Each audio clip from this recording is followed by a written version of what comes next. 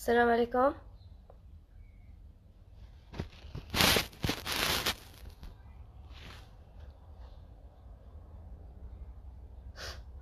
السلام عليكم.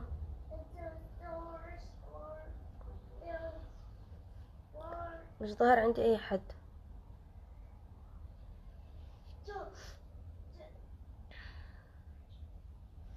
انا مش عارف ان الصوت واضح، انه الاضاءة واضحة.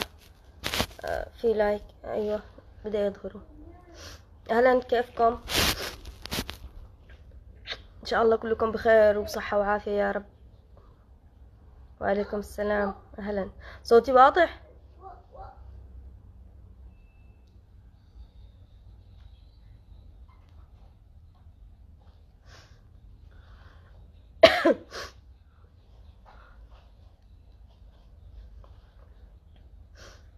يا اهلا وسهلا فيكم جميعا. صوتي يستمع؟ بس حد منكم بس يقول لي اذا الصوت استمع عشان اختصر الفيديو، مش حابة انه يكون الفيديو طويل.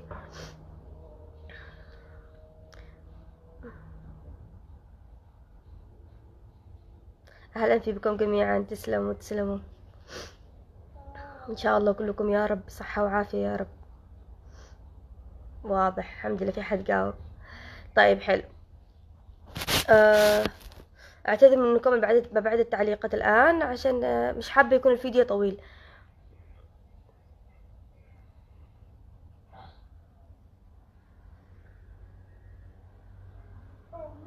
طيب ان شاء الله بعد التعليقات خلاص. والله الفيديو واضح من العنوان عن ايش بتكلم. عن البنت اللي يعني حتى الكلمة صعب ان واحد يقول، اللي انباعت. واللي خلاني اطلع واتكلم مش موضوع البنت فقط، اللي استفزني اكثر من موضوع ان البنت انباعت، ان الناس اللي تبرر، الناس اللي جالسة تعطي تبريرات انه تحت مسمى الجهل وعدم التوعية والفقر والجوع. اولا هذه رسالة للناس اللي تبرر. يعني العقل والمنطق لما تسمع انت اللي تبرر انه اب باع بنته، عقلك مباشرة لازم يجيب انذار انه في حاجة غلط. مهما كان السبب، فقر، جوع، شتات، جاهل، غير متعلم، كم يكون تحس ان في حاجة غلط. رقم 2، لما تعرف السبب دي كارثة تانية. ياما ناس غير متعلمين غير مثقفين ويحموا أولادهم بأرواحهم. السبب حاجة واحدة، إن دي غريزة. مش محتاجين توعية ولا ثقافة ولا تعليم. الحيوانات تقاتل عشان أولاده. الحيوانات بتدخلش جامعات ولا حد يثقفهم. ليش؟ لأن هي غريزة من رب العالمين. بس سهلة. الأب يعني الأب ده الأساس. الأب هو اللي وهو على فراش الموت يعلم بناته، خاصة البنات، إن تحافظ على نفسه وإن تدافع على نفسه، ما تسمحش لأي مخلوق يمسه، ولو تقدم روحه مش يبيعه. كيف تبرروا؟ إيش من جهل وإيش من تخلف وإيش من جوع إيش من فقر؟ ما الفقراء والقوام اللي انت العالم بس ماسكين كرامتهم وشرفهم وعرضهم.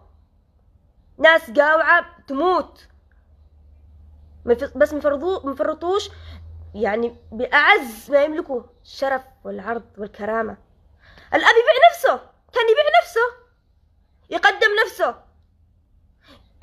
بالفيديوهات حق الأب تشوفون إنه عاد شباب كان يروح يشقي يحفر الأرض، يبيع جزء من نفسه، يبيع نفسه كله، ولا أحد يقرب أمام بنته أو عرضه.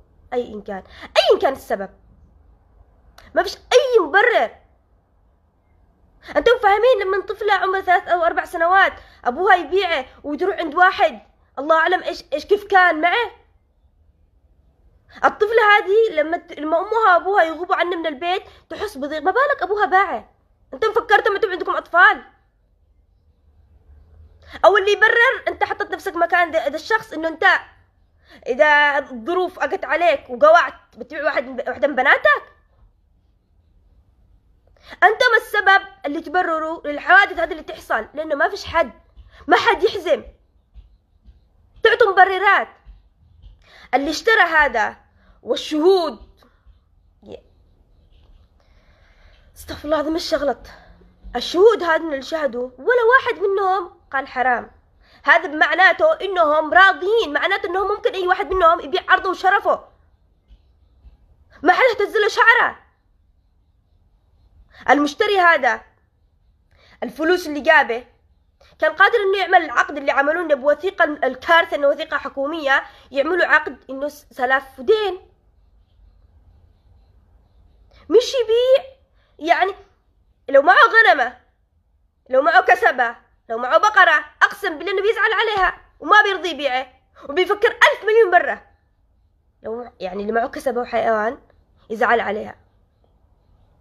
باعك الفيديو، الشخص اللي يتكلم اللي اشترى في الفيديو، ممكن تشوفونه بعدين بالصفحة، يتكلم يقول انه انا جيت وجبت للاب المبلغ وعلى اساس انه قبل 200,000، رغم انه طبعا كذاب في الوثيقة، مسجل انه اعطاه 100,000 والبقية 1000 دين، يعني عدو كمان دين، اشتراه دين. تمام. وبعدين ابو الاب قال له خلاص شو اللي لك؟ كل الكلام. انتم ايش من بشر؟ ايش من اب وايش من رجال وايش من شهود، ايش من بيئة عايشين؟ حاشا لله انكم رجال يمنيين.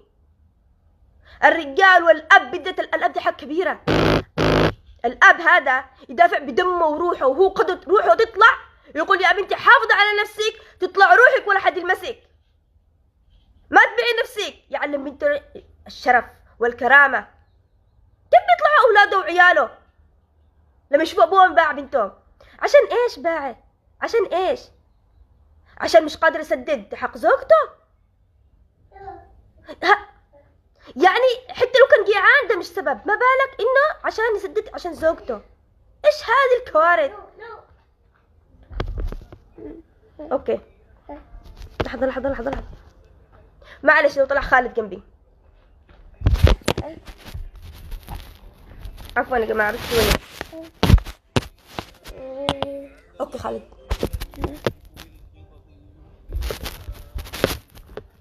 يعني اب باع بنته والناس برروا عشان جيعان وعشان الفيديو. الرجال الاب عمره تقريبا 40 سنة، يعني في عز شبابه، عاد بقوته. ايش من اباء؟ والكارثة انه بورقة حكومية ايش من محكمة وثقت لهم هذه الوثيقة؟ ايش من محكمة وثقت؟ فين القانون؟ فين الشرع؟ فين الدين؟ فين الكرامة؟ فين الرجولة؟ يعني ولا حاجة عندكم، لا قانون ولا شرف ولا كرامة ولا دين ولا نخوة ولا قبيلة. كلكم رجال مسبعين مربعين، وثقتم وقعتم على بيع طفلة بنت. عشان ايش؟ كلكم اللي وقعتم، لو كل واحد منكم دفع من جيبه مبلغ بتجمعوا اكثر من 200,000 واكثر. لو عند واحد منكم عنده شرف وكرامة كان بيقول انا بجمع، اقسم بالله لو الكل بيجمع له. انتم منكم السبعة والثامن المشتري هذا، لو كل واحد دفع مبلغ كان بيجيب فوق 200,000، رغم انه بالعقد مسجل انه دفع 100 و100 دين عادوا، هذا ما دفعش المبلغ كامل. ولما قالوا يحلوا المشكلة جالسوا جلسة الشرفاء انه يعمل تعهد. ايش من ده؟ كيف يعني ايش اللي خلاكم تضمنوا الاب انه خلاص انه بيحمي بنته؟ وايش ضمنكم من المشتري ما يقولش لا خلاص انا اشتريت وعندي ورقة وبعد فترة يجيشوا للبنت؟ ايش الشيء اللي خلاكم تضمنوا الاب ولا المشتري؟ ايش اللي خلاكم تضمنوا البنت بوسط بيئة قذرة؟ اذا 7 رجال والثامن المشتري والاب التاسع كلهم متفقين ومقتنعين وشايفين الموضوع صح، ما تحرك لها مش ساكن، ايش اللي ضمنكم بعدين ما يعملوش نفس الشيء؟ ايش ضمنكم ان اللي شهدوا ما يبيعوش بناتهم، ان المشتري هذا ما اشتريش اكثر من بنت وباع الناس الثانيين؟ ايش اللي ضمنكم؟ كل مرة بكل جريمة نقول انه ضروري يكون في عقاب عشان ما تحصلش الجريمة مرة ثانية. الورقة هذه اللي خرجت من محكمة العدل او مش عارفة من فين تقريبا محكمة العدل، يعني مكان حكومي، المفروض كمان المكان الحكومي هذا يعاقب. يعاقب عشان يكون عبرة، عشان الجريمة ما تتكررش، عشان ما تشمتوبناش من الناس. نحن اليمنيين أصل العرب ومش عارفة إيش والرجال. طبعا أنتم اللي سويتم في الحركة أنتم مش محسوبين، أقسم بالله ما أنتم محسوبين. بس برضو بالأخير السمعة تكون اليمنيين. المفروض إنه المسؤولين يعملوا حد لهذه الكارثة. أنتم مش عارفين يبيع ويشتري بنته؟ يعني مش بيع وشراء بشر، لا عرض، باع عرضه وشرفه. يعني مش ما فيش تعبير يعبر عن اللي حصل. دي كارثة. حتى العبودية مش بالشكل ده. طفلة عمرها 4 أو 3 سنوات أو 4 أو 5، طفلة حتى لو بيستعبده ايش بتسوي له؟ لا بتعرف تكنس ولا بتنظف ولا تتحمل، ايش بتسوي له؟ ولا تنفع زوجة. طفلة. لو الأب كان زوجه باسم زواج القاصرات رغم انه ما ينفعش، كان عاد اشرف له، كان بيتكلم انه بالحقهم العادة التقاليد المتخلفة. لكن ده باع. وش من مبلغ 200,000 اصلا 200,000 هذه، وعاد نص دين 100 و100. لا وعشان ايش؟ عشان تدفع لزوجتك. خفت على نفسك تنسجن ولا اهل زوجتك يجي يعملوا بك حاجة؟ يا شيخ كان خلي رقبتك تروح. عفوا يا جماعة، أنا والله مقهورة وطلع مش عارفة إيش أقول، بس أحس بحرقة داخلي، مقهورة على وضع البنت. كيف حالة البنت هذه؟ كيف حالتها النفسية؟ في ناس لاموا الأم. إذا الرجال كله، الرجال يعني الأغلب أو اللي وقعوا هادون واللي يشاهدوا واللي أكيد نلقى في ناس ثانيين عارفين بالموضوع، شايفين الوضع عادي. كيف إيش يسوي الأم تسويه؟ بيقتلوا وبيدفنوها وهم يصفقوا إنهم رجال. حسبي الله ونعم الوكيل، حسبي الله ونعم الوكيل، حسبي الله ونعم الوكيل. إذا أنتم مش قادرين تربوا، مش قادرين تتحملوا مسؤولية، لا تخلفوا. حرام، اتقوا الله. خافوا ربكم، لا تخافوا من البشر، لا تخافوا من أحد، خافوا من رب العالمين. لا تخاف من مسؤول، ولا تخاف من عقاب، ولا تخاف من جارك، ولا تخاف من أخ، ولا تخاف من أحد. خاف من رب العالمين. إذا أنت مش خايف على بنتك هذه، أكيد أنت خاف على نفسك، ودينك بعد بنتك، ضحيت بنتك عشان تنجى أنت. فخاف على نفسك من عقاب رب العالمين، لأن اللي عند الله ما يروح وما يضيع.